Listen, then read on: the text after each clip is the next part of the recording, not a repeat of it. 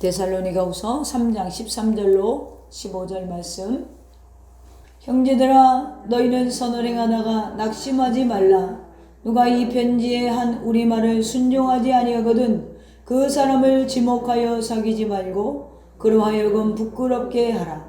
그러나 원수와 같이 생각하지 말고 형제같이 권면하라. 아멘.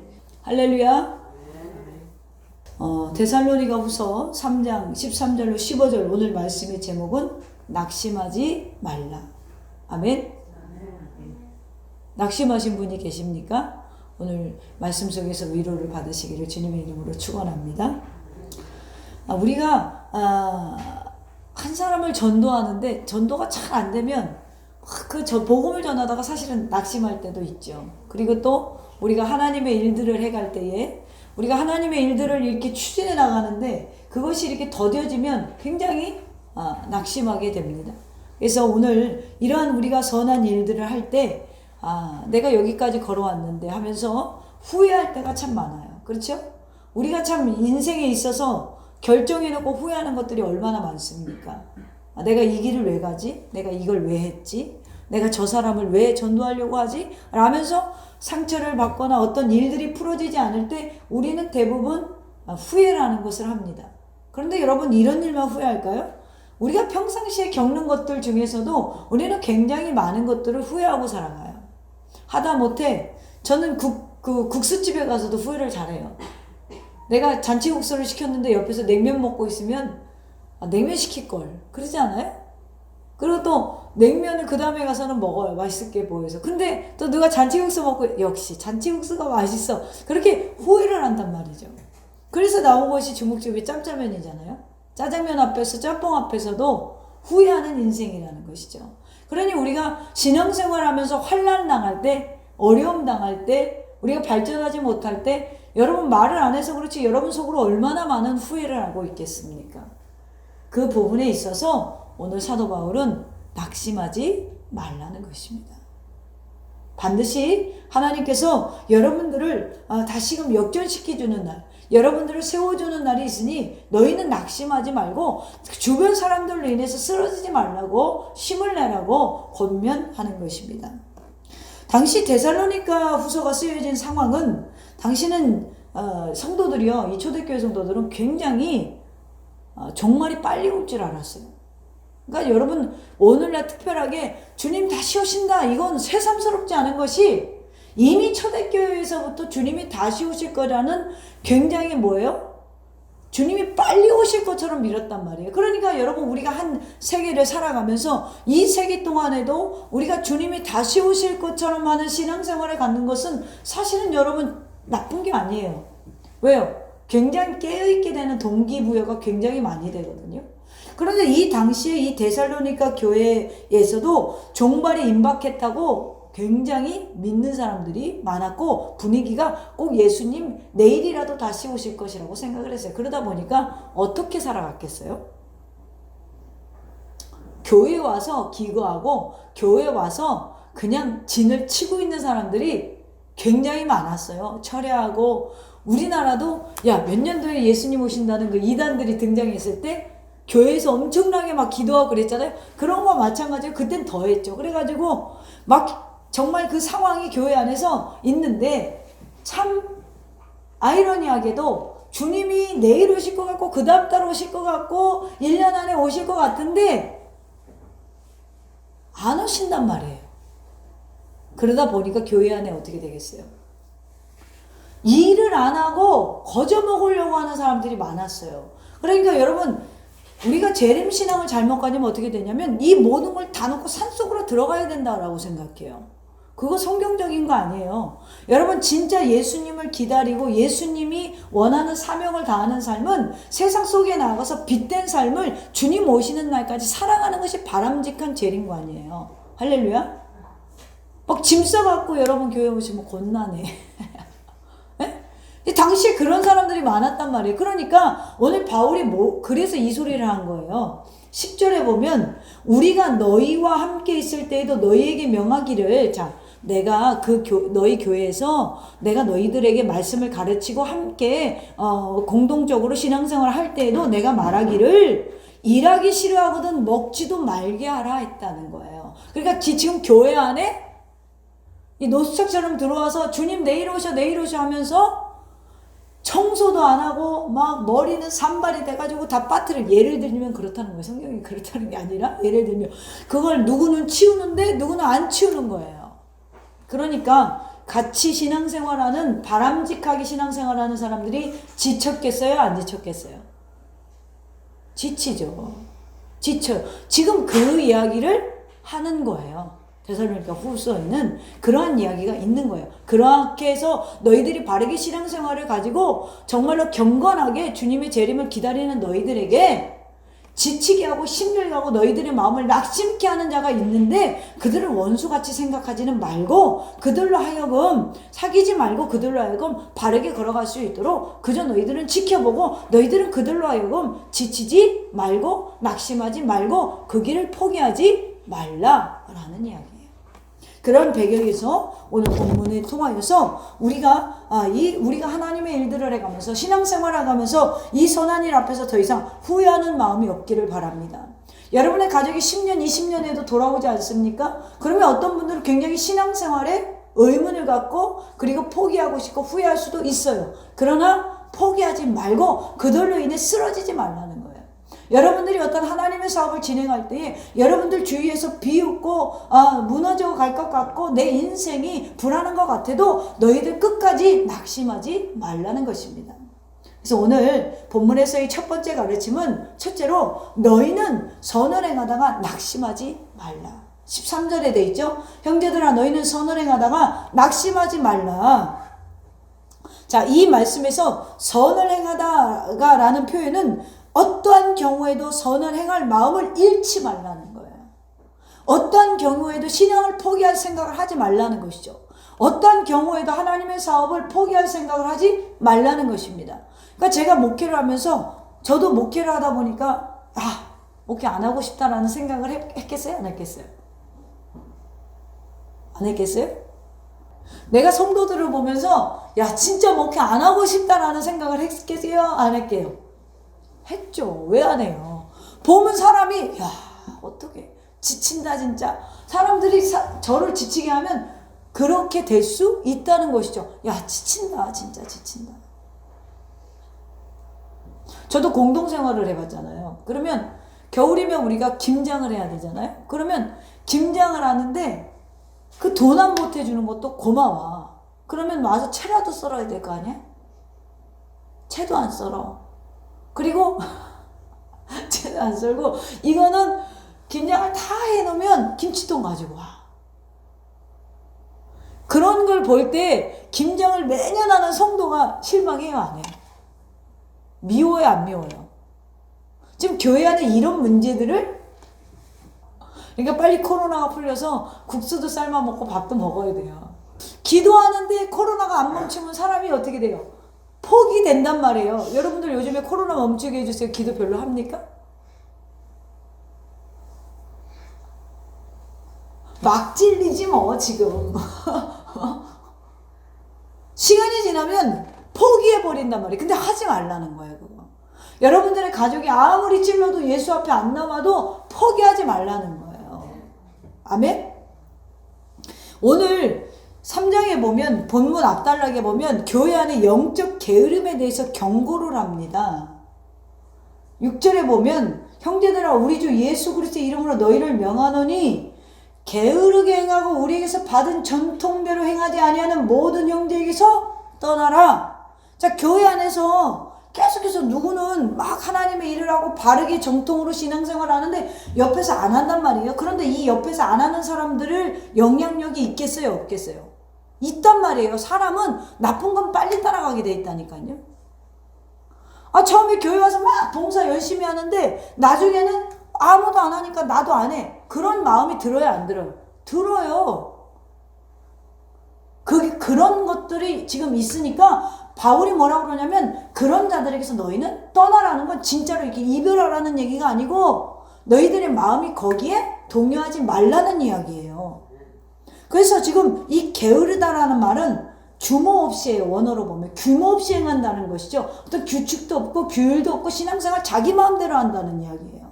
자기 뜻대로 육신이 원하는 대로 하는 사람을 지금 말하고 있는 거예요. 이 한마디에 그러한 의미가 포함되어져 있습니다. 그래서 그들이 계속해서 무질서하고 규모 없이 하고 일만 만드는 자들에게서 받는 비난과 손가락질, 거기에 너희들은 굴하지 말고 낙심하지 말고 정말 예수 그리스도를 바라보고 끝까지 승리하라 라고 이야기하고 있는 것입니다. 그래서 11절에 우리가 들은즉 너희 가운데 게으르게 행하여 도무지 일하지 아니하고 일을 만들기만 하는 자들이 있다 하니, 지금 바울이 이 부분에 있어서 정상적으로 신앙생활하는 사람이 오염될까 굉장히 염려하고 있는 거예요. 다시 말해서 다른 사람의 일에서 혹 보여지고 일어나는 닥치는 일로 너희는 흔들리지 말라는 거예요. 저 사람이 이렇게 하네? 나는 이렇게 해야지.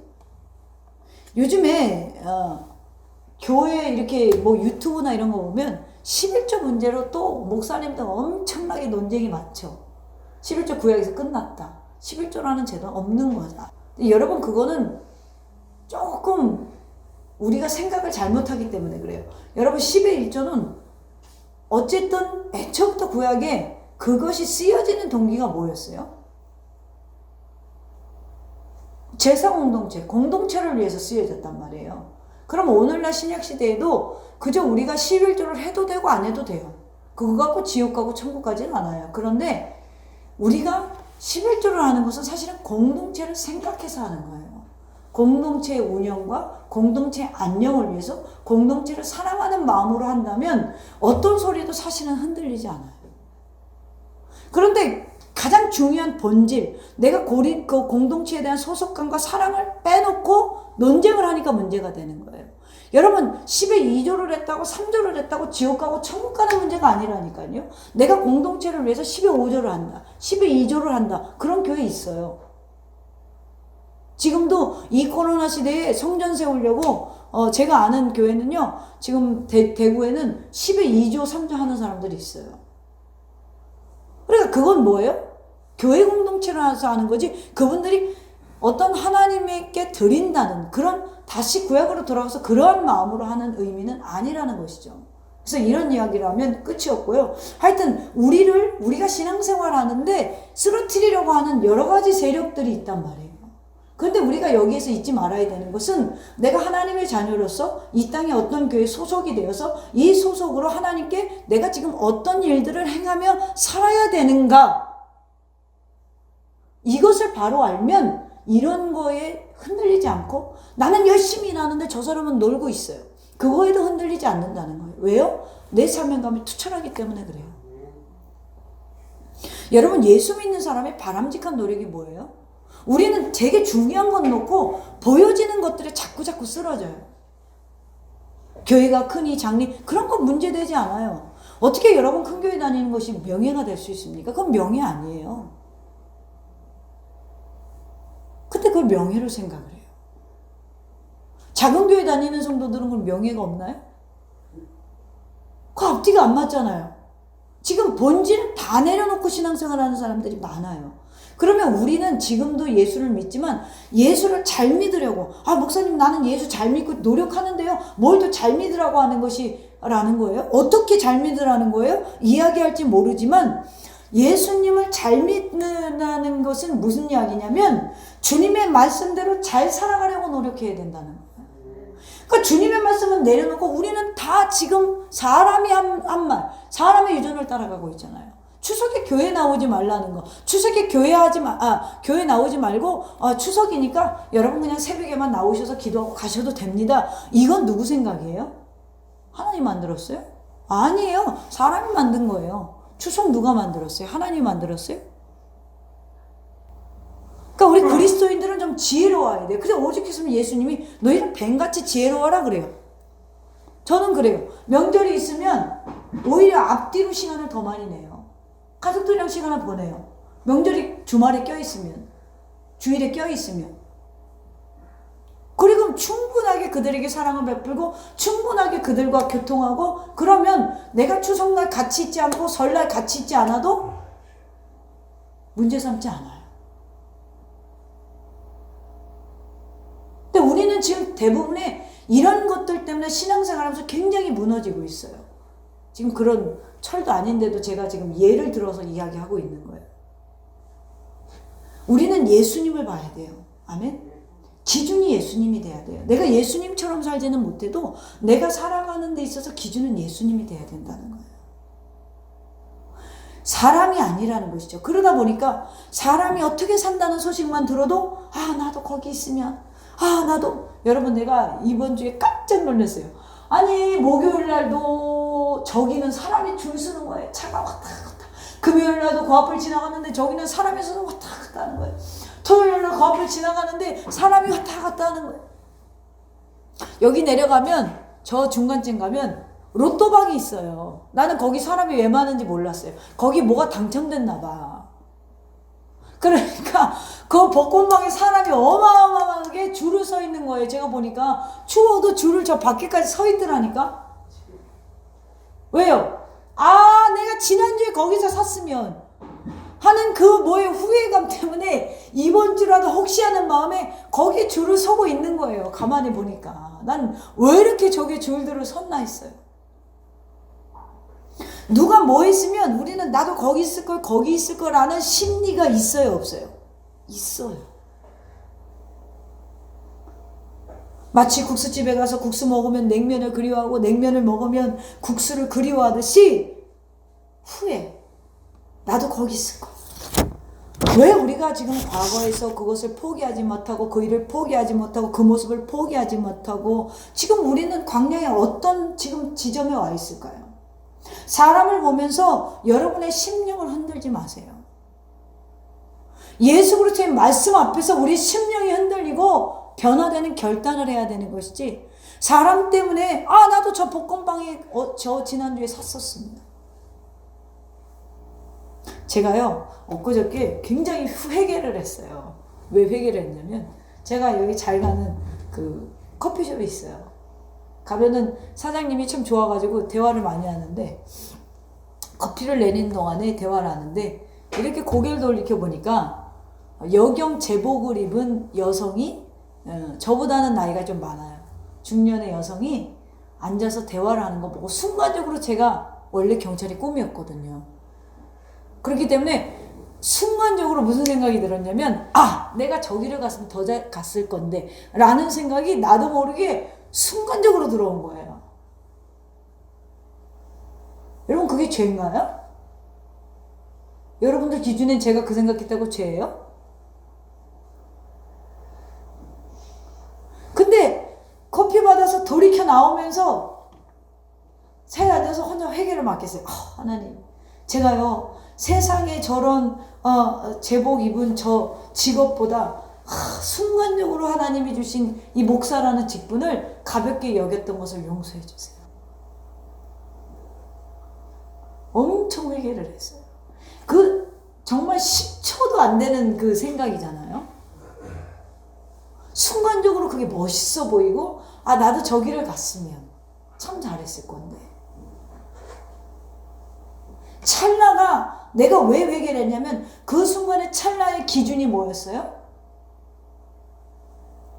예수님이 아니라 사람이었기 때문에 그래요. 여러분들 이것까지도 회개하셔야 돼요. 내가 하나님의 선택을 못하고 내 뜻대로 했을 땐 결국에는 내 속에서 일어나는 정욕 때문이거든요. 그 감정 때문이거든요. 그 부분에 있어서 계속 간다면 우리는 하나님과 반대로 가는 거예요. 그런데 회개하고 돌이킨다면 우리는 하나님과 같이 가는 거예요. 그렇기 때문에 오늘 어떤 환난 앞에서도 이 초대교회의 데살로니가 교회의 이름으로 또 재림에 대한 신앙에 또 가진 그것으로 또 때로는 기독교의 박해로 인해서 고난을 당해도 흔들리지 않은 이유가 뭐예요? 오늘의 삶과 오늘의 정말 신앙생활하는 모든 형편이 어렵더라도 우리에게는 무슨 기준이 있기 때문에 그래요? 예수 그리스도가 베풀어 주신 천국이라는 것이 있기 때문에 그래요. 그렇기 때문에 오늘의 가치관을 내가 세상 기준으로 보고 있다면 회개하고 이제는 그들과 떨어져 나가서 너희들이 낙심하지 말고 바른 길을 끝까지 걸어가면 좋겠다라는 것입니다. 여러분, 교회는요, 예수 믿는 사람들이 모이지만요, 다 의인이 아니에요.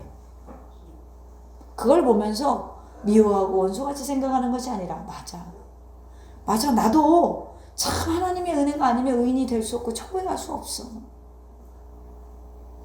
예수님께서 분명히 그러셨죠. 내가 의인을 부르러 온 것이 아니라 죄인을 부르러 회개케 하러 왔다 그랬어요. 그렇기 때문에 교회 안에서는 사실 낙심할 일들이 더 많을 수도 있어요. 그렇기 때문에 교회 안에서는 사실 우리가 은혜를 날마다 갈망해야지, 내가 받은 은혜로 신앙생활하면 반드시 시험 들게 돼 있어요. 데살로니가는 참 좋은 교회였거든요. 칭찬받는 교회였어요. 그럼에도 불구하고 이 안에 영적인 게으름, 규모 없이 행하는 자들 때문에 신앙생활을 바로 하는 자들이 몸부림칠 수밖에 없는 상황이 되었어요. 그들을 낙심시키고 있었어요. 그러니 교회, 오늘날 우리 더샘교회는 얼마나 낙심할 일들이 성장해 나가면서 많겠어요. 그래서 미리 예고하는 거예요. 왜요? 우리 교회는 클 거거든요. 아멘? 여러분이 계시잖아요. 제가 계셔서가 아니라 여러분이 계시잖아요. 그런 자부심과 긍지를 가지고 살아가 보세요. 그렇다면 반드시 여러분 어떤 상황에도 흔들리지 않는 뿌리 깊은 나무가 될 줄로 믿습니다. 그러한 신앙을 하시길 주님의 이름으로 축원합니다. 두 번째로 순종치 않은 자들에 대한 태도를 가르치고 있는데 14절에 보면 누가 이 편지에, 지금 바울이 쓴 이 데살로니가 후서를 말하는 것이죠. 한 우리말을 순종하지 아니하거든 그 사람을 지목하여 사귀지 말고 그로 하여금 부끄럽게 하라. 굉장히 단호하게 대처하라는 거예요. 너희들 중립이 아니라 신앙생활 하는데 단호하게 대처하는 것이죠. 지금 만약에 이런 목사 있으면 여러분 그 목사 잘릴 것 같아. 또 우리가 개척을 하거나 또 그 교회를 세운 목사라도 이렇게 얘기한다면 교회를 나가는 성도가 꽤 많을 것 같아. 그런데 바울은 오늘 굉장히 단호함을 강조하고 있습니다. 오늘 이 편지가 어떤 내용인지 어느 부분인지 우리가 정확히 알 수 없으나 6절에서 12절에 보면 무질서한 자들에 관한 문제가 취급되는 것으로 보아서 게으른 자들, 데살로니가 후서 3장 6절로 12절을 가리키는 것으로 우리가 예측해 볼 수가 있습니다. 14절에 지목하여 바울의 교훈이나 명령을 복종하지 않는 사람들을 잘 인식하고 기억해 두라는 것입니다. 규모 없이 게으르게 생활하고 하나님의 마음에 들지 않게 하는 사람들, 삶의 태도가 바르지 않는 사람들을 보고 저 사람은 이런 사람이구나 하는 것을 잘 기억해 두라는 것이에요. 사귀지 말고는 친밀하게 교제하지 말라는 것입니다. 이 말은 저 사람 사귀면 이런 것이 안 좋겠구나 라고 깊이 생각하고 친밀하게 지내지 말라는 거예요. 바울 서신의 내용을 잘 보면 바울같이 영혼을 사랑하는 사람들도 없었지만 항상 성도들을 향해서 이런 말을 해요. 구별된 생활을 하며 경건에 이르지 못하는 자들을 조심하고 사귀는 것을 멀리하라. 자, 우리나라 말로 한마디로 정리하면 뭐예요? 까마귀 노는 곳에 백로야 가지 마라. 자, 여러분들과 친한 사람이 어떤 사람인지 한번 생각해 보세요. 여러분과 친한 사람이 주일 성수를 꼭 해야 되는 사람이면 친해도 돼요. 아멘. 예를 들어서 이야기하는 거예요. 여러분 정말 우리 은은한 우리 경도에게 하는 교육시키는 내용이에요. 근데 우리 사실 이거 잘 안 지켜요. 그죠? 내가 만나는 사람이 어떤 사람인지 잘 몰라요.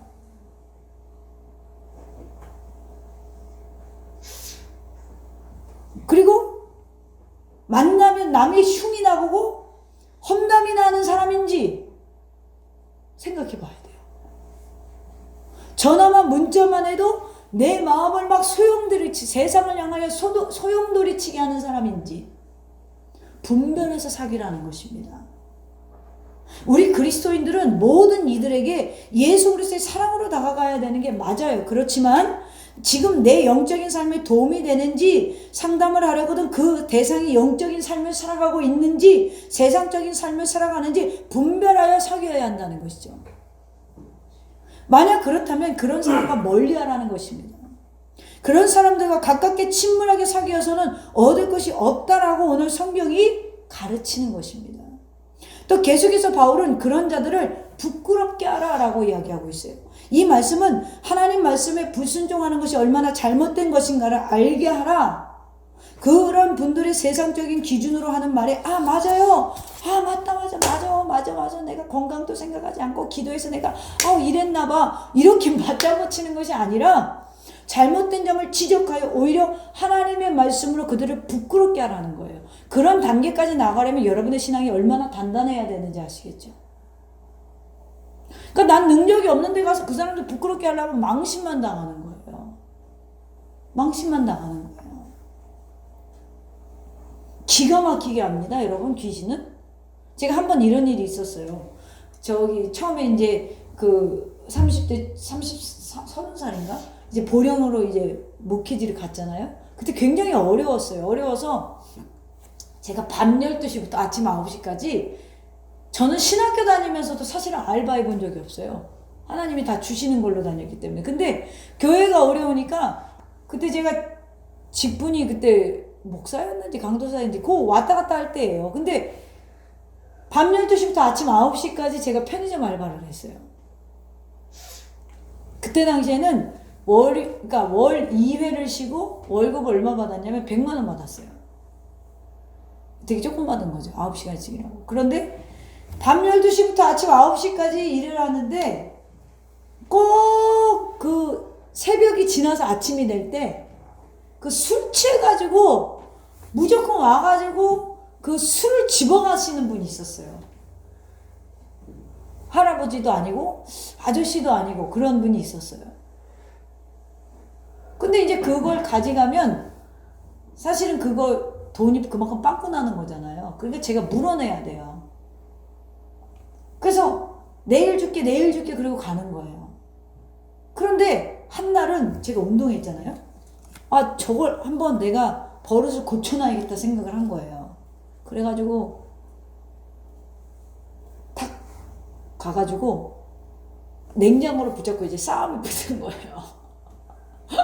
문을 열고 그분은 꺼내려고 하고 나는 못 열게 하고 이제 싸움이 붙은 거예요. 문고리하고 싸움이 붙은 거예요. 그래서 저를 탁 밀치더라고요. 그래서 제가 어떻게 했겠어요? 지금 이렇게 했어요. 전 절대 그런 스타일이 아니에요. 멱살을 탁 잡았죠. 저 웬만한 남자들 멱살 잡으면 탁 끌려와요. 왜냐면 저 유도에 있잖아요. 땡길 줄 알거든요.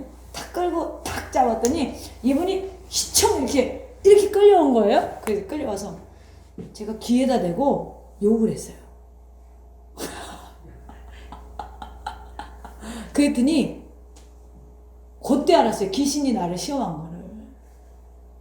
한 일주일 와서 그러니까 제가 열이 받았잖아요. 에? 그러니까 그 기질이 있으니까 귀에다 대고 내가 확 그냥 얘기를 했어요. 그랬더니 그분이 탁 놓더니 이러는 거예요. 네가 거 보라고. 네가 겉모습만 빤들하지. 제가 한 방 먹었잖아요. 제대로 한 방 먹었죠. 회개할 일이 우리는 처첩이 쌓였어. 한 방 제대로 먹은 거예요. 그 뒤로는 그분이 와서 그래도 제가 화를 안 내요. 왜요? 한 방 제대로 먹었잖아요. 내 속에 누가 계셔요? 그리스도가 계셔야 되는데 순간적으로 뭐가 나왔어요? 기질이 나왔어요. 육신의 기질이 나왔단 말이에요. 그러니까 오히려 그 사람을 바르게 하고 또 내가 그 사람에게 거친 말로 그 사람을 혼내키려고 했는데 오히려 누가 혼났어요? 예수님에게 제가 혼난 거예요. 그러니까 여러분 우리가 순간적으로 제가 만약에 굉장히 성령이 막 충만해가지고 이 사탄마귀야 예수의 이름으로 술마귀는 떠나가라 그랬으면 오히려 그러지 않았을 것 같아. 그죠? 근데 순간적으로 이게 내 어떤 도덕관과 내 어떤 그런 거 있잖아요. 육신의 어떤 그런 거 있잖아요. 따르는 그 내 어떤 기준이 있잖아요. 거기에 못 미치니까 그 사람을 그걸로 누리려고 했다가 제가 망신을 한 번 당한 적이 있어요. 부끄러운 고백이죠. 그러니까 우리가 그 사람들을 부끄럽게 하려면 굉장히 영적으로 우리가 신앙으로 강해야 돼요. 그렇지 않아요?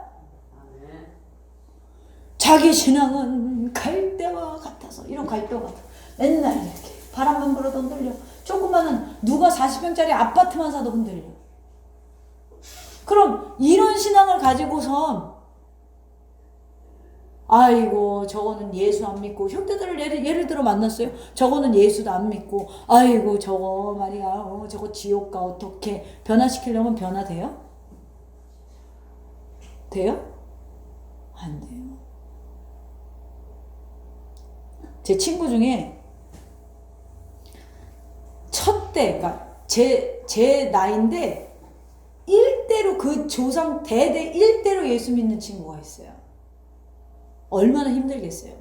그 아빠 대단한 사람이거든요. 영시기도회 하고 오면은 문 열고 오면 벌이 번쩍해요. 왜 번쩍하냐면 때리는 거예요.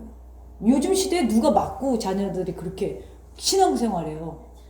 그런데 아무리 기도를 해도 8, 9년을 기도를 해도 안 와, 교회를. 이 부모가 얼마나 핍박을 하고 얼마나 비웃고. 왜? 그 집안에서 걔만 돈을 못 벌어. 다 잘 벌고. 그 친구만, 그 전도사님만. 방법을 어느 날 바꿨어요. 어떻게 바꿨어요? 아버지가 술 먹고 뻗어 있으면 새벽부터 일어나서 술국을 끓여줘. 아무 말도 않고. 그리고 엄마가 새벽에 일하시는 일 하거든요. 농산물에서. 그러면 그동안에 창피해서 시장을 한 번도 안 나갔는데 그러면서 전도한 거야. 지금까지 부모를. 그런데 이제는 바뀌었어.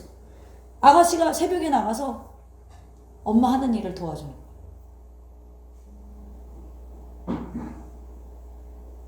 그 일을 몇 년 했더니 엄마가 주일 예배 나오더라고요. 그러니까 여러분, 영향력이라는 건 굉장히 오랜 세월 내가 그 사람은 지금 어둠 가운데 있잖아요. 그럼 빛을 계속 쪼여둬야 돼요. 그래야 안 그래요? 지금 이런 순간적으로 여기는 등이 얼마나 많아요. 착 들어오잖아요. 그런데 그렇지 않다면 사람의 심령이 지금은 예수 안 믿으면 어둠 가운데 있는 거잖아요. 그럼 우리는 빛 가운데 있잖아요. 할렐루야?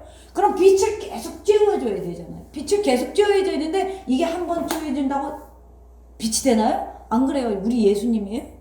그 심령에 들어가서 착 그게 안 된단 말이에요. 그 사람의 문을 열어주고 빛을 쬐어주고 그 사람이 변화될 때까지 얼마나 많이 우리가 희생해야 되는지. 그래서 한 알의 밀알이 떨어져서 썩지 않으면 열매가 안 되는 거예요. 그러니까 그 정도로 단단해야 그 사람들을 어떻게 해요? 오히려 부끄럽게 할 수 있단 말이에요. 오늘 이거는 교회 안에서 지목해서 부끄럽게 하라는 이야기지만 교회적으로 지금 이거를 우리의 삶에 적용하면 그런 건 아니잖아요. 당신은 예수 안 믿으니까 나가! 이럴 거예요, 남편한테? 아내한테 그럴 거예요? 그렇게 못하잖아요. 그런 의미가 아니잖아요. 내가 지금 그들에게 영향력을 끼치려면 가족이라면 더군다나 헤어질 수도 없어요. 그렇지 않아요? 그러면 내가 얼마나 빛으로 차 있어야 되는지, 내가 얼마나 그리스도인답게 살아야 하는지. 우리는 사실 믿는 자와 믿지 않는 자가 이 땅에서 공존하면서 살아가요. 그들을 아예 원수처럼 생각하지 말고 멀리하라는 뜻이 아니라 오늘 바울은 그 사람이 하나님 말씀대로 사는가, 그러게 갈라서라고 하면서도 15절에는 뭐라고 합니까? 바울이 원수같이는 생각하지 말고 형제같이 권면해라. 지금 이 말에는 진짜 찢어져 이런 이야기가 아니에요. 진짜 내쳐버려 교회에서 그런 의미가 아니라 그들을 돌이킬 수 있으면 좋겠다. 니네들의 빛으로. 니네들의 하나님의 말씀에 무장된 능력으로 하나님의 사람들로 너희들이 더 온전해져서 그들을 바른 길로 인도했으면 좋겠다지, 완전히 내쳐버려라 라는 내포가 있는 것이 아니라는 거예요. 말의 뉘앙스는 그런 것 같지만 원수같이 생각하지 말고 형제들같이 권면하라 라고 이야기하고 있잖아요. 뒤에 가서. 우리가 신앙생활하면서 믿지 않는 자들과 부딪히면 굉장히 낙심하게 돼요. 또 우리가 교회 안에서 나보다 신앙이 못한 사람들과 신앙이 좋은 사람이 어떤 구역이나 어떤 우리가 이 안에서 팀을 이뤄서 일을 할 때 저 사람이 안 따라오면 실망해요. 저도 그렇습니다.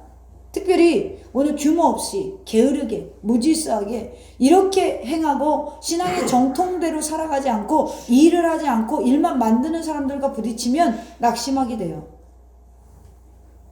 그러나 그런 사람들을 미워하지는 말되 그 사람에게 이미 내게 영향력을 주고 있다면 좀 거리를 두라는 것입니다. 그 안에서 너가 이길 수 없으면 거리를 두라는 거예요. 우리는 그런 사람들이랑 이런 말을 무시하고 하나님은 사랑이시잖아 친밀하게 교제하다가 오히려 교회를 떠나거나 예수님을 떠나는 사람을 제가 종종 봤어요. 그 사람들을 이기려면 제가 아까도 예화로 제 부끄러운 과거를 얘기했지만 제가 완전하게 그 사람을 바꿀 수 있는 어떤 능력 그런 게 없으면 사실은 힘들어요. 마지막으로 세 번째로 선을 행하다가 흔들리지 말라라고 이야기하는 것입니다.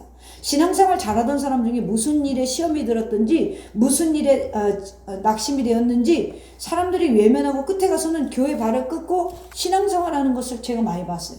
여러분 다른 사람들 때문에 그랬다 할지라도 결국 낙심한 사람 자신이 손해를 보는 거예요. 저 사람이 나를 공격해서 내가 낙심해서 떨어져 나갔을 때 누가 손해를 봅니까? 내가 보는 거예요. 이 상황에서 가장 손해보는 것은 나예요. 예를 들어 우리는 교회가 작으니까 그런 일이 없지만 큰 교회는 그래요. 나 저 사람 때문에 이 교회 못 나왔어. 그리고 나와서 이 교회 저 교회에 막 방황한단 말이에요. 그런데 이렇게 좀 생각을 바꿨으면 좋겠어요. 내가 저런 사람이 없어야 되니까 이 교회에 끝까지 남아있는 거예요. 예? 저런 사람을 내가 변화시키는 도구로 내가 좀 활활 내가 불쏘시개처럼 좀 쓰임받아야겠다. 그러한 좀 어떤 결단이 있으면 오히려 상황이 좀 바뀌지 않을까요? 자신이 손해보지 않는다는 것이죠. 여러분 우리가 내가 이렇게 시험 들면 내가 손해라는 것을 알면 우리가 덤벙덤벙 예수 믿게 되질 않아요. 우리가 이게 대충대충 믿다 보면 실망과 낙심하는 일들이 와도 이게 지금 우리 뒤에서 우리의 삶 속에서 나를 쓰러뜨리려고 하는 사단의 배경이 있다는 걸 잘 못 느껴요. 그러니까 여러분 신앙생활은 주님과 정말로 밀접해야 된다는 거예요. 그러니까 제가 그랬잖아요. 연합이라는 단어는 원래 그 원어적으로 풀어보면 이 말이에요. 악교 풀로 붙인다. 그러면 여러분 이 종이 한 장을 갖고 이 사이에 악교 풀을 이렇게 붙이면 이거 떨어져요? 안 떨어져요? 안 떨어져요. 그러니까 우리가 그리스도와 연합을 그렇게 해야 된다는 거예요. 그러니까 우리는 쉽게 예수님이 내가 네 안에 들어가서 먹고 네가 내 안에 들어와서 먹고 마시면 그러니까 뭐 어디 이렇게 쑥 들어가야 된다라고 연합을 생각을 해요. 그런 의미가 아니라 이제 절대 떨어질 수 없는 관계를 말하는 거예요. 이제 붙여놔서 떨어질 수 없는 관계를 말하는 거예요. 고린도전서 15장 58절에 이런 말이 있어요. 그러므로 내 사랑하는 형제들아 견실하며 흔들리지 말며 항상 주의 일에 더욱 힘쓰는 자들이 되라. 이는 너희 수고가 주 안에서 헛되지 않은 줄을 알미라. 하나님이 여러분의 수고를 다 알고 계시다는 거예요. 이 한마디가 위로가 되지 않습니까? 이 말은 성도들의 흔들림 없는 신앙이 견고하지 못해서 흔들리지 못한다는 것도 됩니다. 견고해야 돼요. 우리 더샘교회는 아직 작은 공동체이지만 아직 그런 일이 별로 없지만 우리가 신앙생활에 나가면서 무슨 일만 있으면 흔들리는 사람은 사실은 기준이 예수님이 아니기 때문에 그래요. 기준이 예수님인 사람은 잘 안 흔들려요. 낙심하고 실패 잘하는 사람들의 특징을 제가 한번 이야기할게요. 잘 들어보시고 여러분 몇 개나 있는지 여러분 스스로 속으로 세어보세요. 잘 들으세요. 낙심을 잘하고 실패 잘하는 사람의 특징 첫째, 좌절감을 잘 느낀다. 나 틀렸어. 자기 연문으로 지나치게 자기를 비하시키는 사람. 두 번째, 모든 일에 공격적이에요. 안 되면 막 화를 내고 불평하고 원망을 합니다. 세 번째는 늘 하는 일이 불안정합니다. 이 일했다 저 일했다 이 일했다 저 일했다. 네 번째는 극단적인 외로움을 잘 느껴요. 나는 세상에 혼자야. 교회 와서도 나는 외로워. 이런 사람들이 있어요. 여기에 5번째는 원망을 많이 해요. 무슨 일만 있으면 너 때문에 원망을 잘해요. 이 5가지에 3가지 이상을 가지고 있다면 우리도 실패할 확률이 많은 인생이에요. 미국에 여러분 보면은 전에 살던 곳이 어디인지, 전에 어떻게 살았는지, 직업이 뭐였는지 이민자들에게 이거를 적으라는 경우가 많다고 합니다. 이유를 보니까 이민자를 시험하는 데 있어서 이사를 자주 다니는 사람은 우리나라에 들어와도 안정감이 없다고 생각하기 때문에 그렇다는 거예요. 또 미국은 기업에서 그렇대요. 직장을 얼마나 옮겼는지 이력서를 꼭 확인한대요. 왜 그러냐? 직장을 많이 옮긴 사람은 이 사람이 우리 직장에서도 오래 하지 못할 거라는 걸 알기 때문에 뽑지 않는다고 합니다. 그러니 이런 세상의 기준만 봐도 우리는 성공할 실패가 뭐가 있습니까? 흔들리지 않는 데 있다는 거예요, 사실은. 흔들리지 않는 데. 또 반대로 성공하는 사람의 특징을 보면 첫째, 이 일은 아무것도 아니니까 할 수 있어. 이까짓 거 고난도 아니지 뭐. 이렇게 생각한다는 거예요. 둘째, 야, 이제 너랑 나랑 합동되면 잘할 거야. 긍정적이라는 거예요. 셋째, 두고 봐라. 좋은 일이 일어날 거야. 누가 나를 무시할 때, 야, 속으로 그런다는 거야. 두고 봐. 좋은 일이 일어날 거야. 네 번째는, 야, 이번에는 고난을 체험했지만 다음번엔 기적을 체험한다. 자, 이렇게 고난이 없으면 능력도 없다. 고난이 없으면 기적이 없다. 이렇게 생각하는 사람들이 오히려 잘 되는 특징을 가지고 있다는 것입니다. 여러분, 오늘 우리가 가만히 생각해 보세요. 예배의 자리에 앉아서도 빨리 가야 되는데 목사님 설교 언제 끝나는 거야? 이렇게 생각하면 그 예배는 실패한 거예요. 예? 저 말씀 더 길게 했으면 좋겠는데 이렇게 생각하는 사람은 사실은 뭐예요? 주님과 어떤 그 말씀을 듣기를 단꿀같이 먹고 싶어하는 사람이라는 거죠.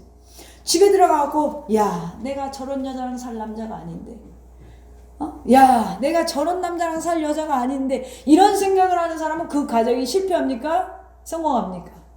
성공할 확률이 낮다는 거예요. 야, 같이 일하는 사람들에게, 야, 내가 진짜 저런 사람들을 만날 사람이 아닌데, 저런 사람이랑 일할 사람이 아닌데, 진짜 어쩔 수 없이 본다. 이런 생각을 하면 그 안에 연합이 이루어지겠어요? 연합이 안 이루어지죠.